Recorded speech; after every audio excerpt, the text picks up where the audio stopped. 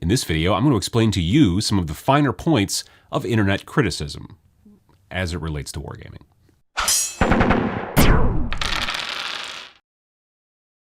Warning, I am currently getting over a horrible sickness that I've had.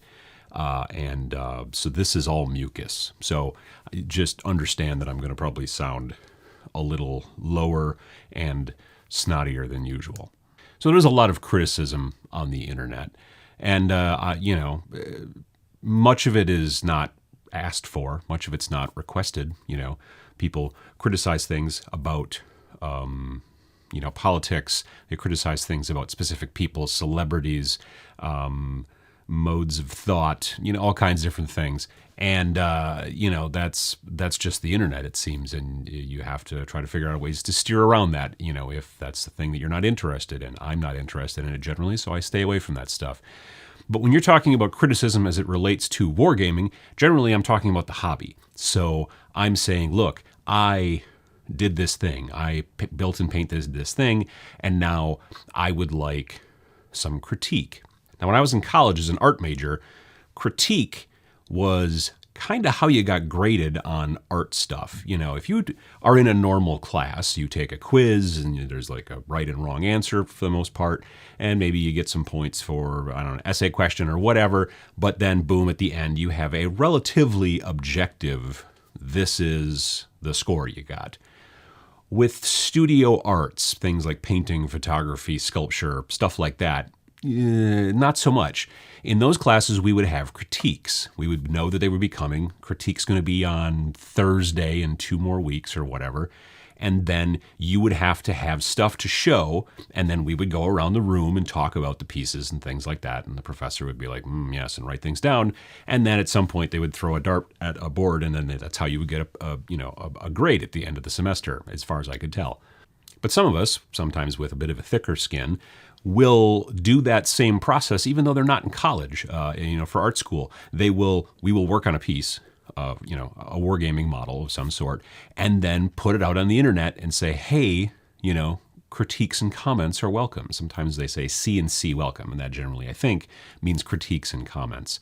Now, that does not mean, generally, hey, can you tear this apart for me? That's not what when you're saying critique, the classic idea of critique is, constructive criticism, to say, look, this is a thing that, you could maybe do better a little bit here. This was really good, the thing you did over there, whatever the deal is. So in those situations, critique doesn't necessarily just mean bad. If you're a film critic, you can like films. The critical doesn't. A lot of people think that if you're being critical of someone, it means you're being, mean, and that's not the case. You're in the real sense of it. You're hopefully being very real and specific in hopes that that person will then, take those things into the next project and be able to improve themselves, which is really the whole point of doing this hobby to some degree.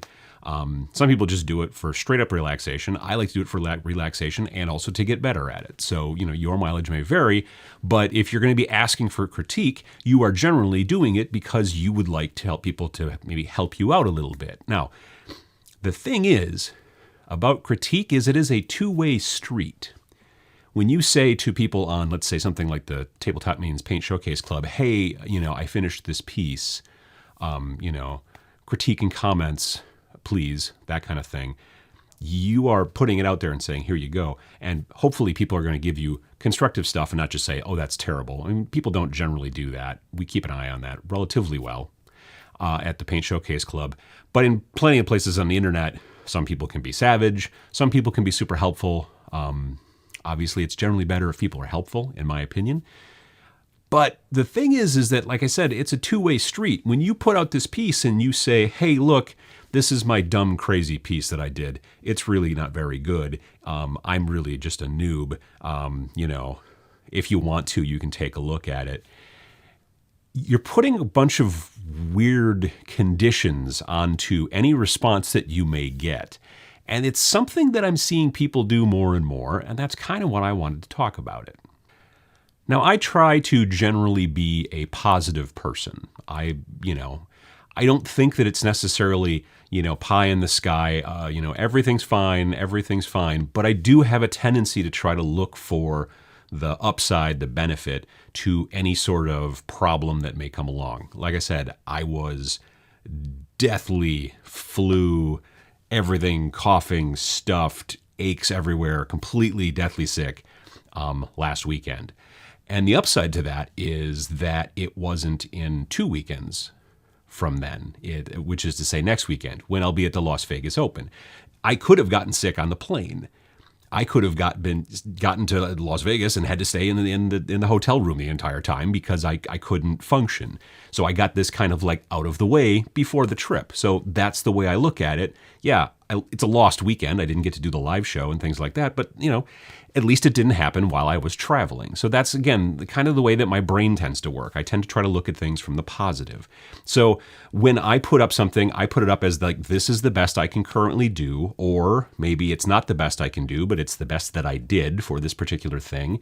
Maybe it was a very quick thing. I was just trying to quickly paint and show off because I needed it for a game. So like, here's a real quick paint job. Saying, here's a real quick paint job is better than saying, here's my terrible paint job, I'm no good, I'm just a noob.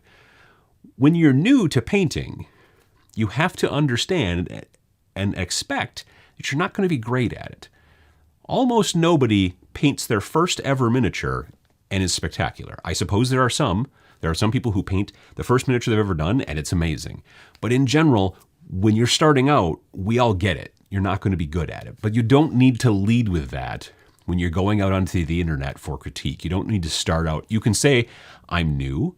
If you're like, hey, look, I've been doing this for 20 years, and then you show it off and it looks like something that someone, who just picked up a brush for the first time did, then, hopefully people will be like, okay, well, here's some areas you could try to maybe think about, like thinning your paints and doing some things.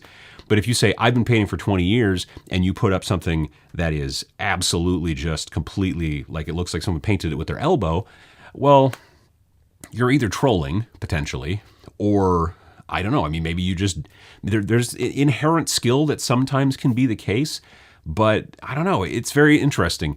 When you put up stuff that you've been painting for a while, because you've been painting for a while, you're putting out that information. I've been doing this for 10 years, or I've taken a big break. You see a lot of that on the Paint Showcase Club. I haven't painted in this many years, and now I'm back again because of 8th edition, or because of watching Uncle Adam's videos, or for whatever new game that came out or something that got them back into painting. And they'll say, I've taken a break, but I used to paint, because it's kind of like riding a bike. You don't completely forget everything. So anyway, my point is that giving that information and saying, look, this is how long or how little I've been painting, here's my result, use that to temper your critique, that's important. I believe in that. But to sit down and say, and completely lead off the bat and belittle everything that you've done, well, it's not a humble brag. It's not that kind of thing where you say, oh, I've got so many, a humble brag is like, I have so much money, I don't know where to put it all. I can't put it anyplace anymore. I don't know what to do. That's a humble brag. We don't want those. What I'm talking about is kind of, it's almost like fishing for compliments where you say, oh, I'm just so terrible at this. And people are like, no, that's actually pretty good. And you're like, no, it's just terrible. Don't kind of do that, because that will really give you, in my opinion, the wrong result in the type of critique that you actually want. The fact of the matter is, critique is quite important, but being positive about the work that you're doing as well, I think, is just as important. I'm not saying that you completely gloss over all the mistakes you might make. I don't think that you should try to paint a model in half an hour and just completely just coat it with paint and not get anything within the lines and all that stuff, and then be like, well, there you go. That's the best I can do, because it's honestly not. You could say this is the best I can do in a half an hour, and at least now we have some sort of gauge from what to judge, and say, okay, well, maybe next time try skipping a couple of steps, and then maybe you'll have more time to work on these things a little bit better, or whatever, But the fact is that when you want to go onto some sort of public forum and get critique so that you can learn more, which is very important, I personally believe, it's almost a little bit more important, frankly, if you can, is to get other painters in person to help you out. If you don't have anybody anywhere around you, then the internet's the next best thing. But really, in the perfect world, going to a convention, going to a tournament, going to the local shop, talking to people, explaining that you're new, whatever, that kind of stuff, to get that sort of feedback. Nobody works great in an echo chamber. When you just paint all your own stuff and you just keep doing it, and you just keep doing it, as long as you're happy with it, that's cool. But if you're looking at it and going, I know I need to do more things, I know I need a little bit more, but you're just too close to it, and you just need to have some outside kind of, help to say, well, here, this thing is, your metallics are sort of really, chalky, you should look at it trying to thin them, or whatever the deal might be. Having that outside kind of perspective is very important to making yourself a better painter. So, but like I said, in my heart of hearts, actually having a person in front of you who can look at the real model and turn it around and talk to you is going to probably give you more good information than putting it out in front of the internet. The internet's not bad. The internet can be bad. It's not inherently bad. So you have to understand that as well. When you put something on the internet, you may get things that you don't want to hear. Lord knows, I've been doing this nearly 5 years. I know exactly how that works. But you just have to build up kind of a thick skin and go, all right, well, I'm going to probably discount that because that came from a place of just strangeness or anger or whatever. But someone's going to give you some good advice and say, hey, maybe you should try using a bigger brush when you do that, and you wouldn't get so many brush strokes or something, whatever the case may be. Looking for that kind of critique is important. Like I said, this is something that I went through all throughout my college career. That was kind of how we, because you can't turn in a picture and then they go, okay, well, that's a B.